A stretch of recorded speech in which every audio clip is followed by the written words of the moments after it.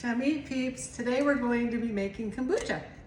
I just made a basic batch. I took 5 bags of green and black tea and 5 bags of regular tea, and I added 2 cups of sugar.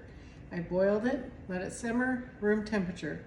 Right now I have a bunch of quart jars, and there's only 4 of them, so I'm not making a big batch this time. But I just want to teach you how simple it is to make your first batch of kombucha. I'm going to do it probably the messy way, but here we go. So you fill up your first one. Oops, see, like I said, messy.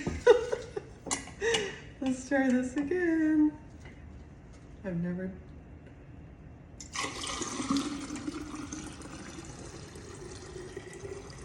The first one's always the worst. After that, the pan's not so heavy.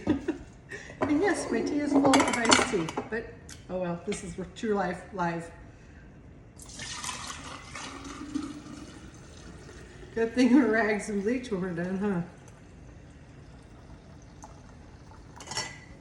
Okay, so I filled these ones up. I'm only doing 2 today because we don't have that much tea, and I'm only making a small batch of kombucha. And as what I'm going to be doing is I got these Scoobies.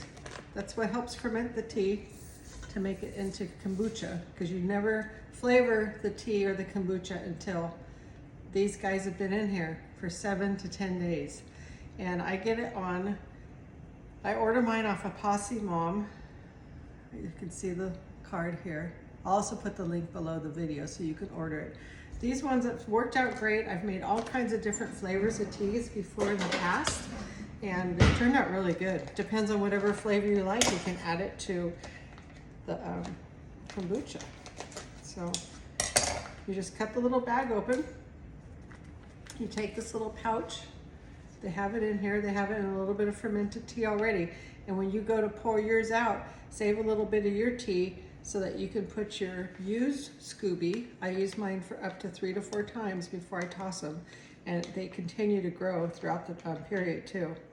So you just take these little slimy boogers, and they really package them good too, so you never have to worry about them leaking until you spill all over your counter.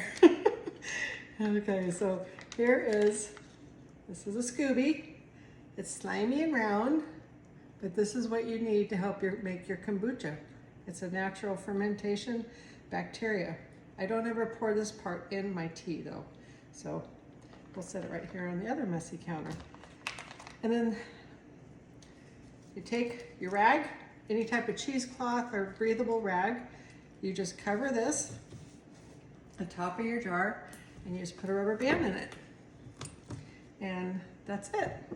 That's all it takes. When you're done, you take however many you made. Today I'm only making 2. You take however many you made, you set it aside in a nice, cool, not super dark place, but you don't want a bunch of natural light coming at it. So just let it sit there. I say 7 to 10 days. Sometimes I keep it in there for a couple weeks. One time I actually kept it in there for a month. It was actually the best batch of kombucha I made. But anyhow, this one I'm going to chime in again in 2 weeks when these are done, and I will let you know how they fermented and what flavors I'm doing next. So suggest down below what flavors to do next.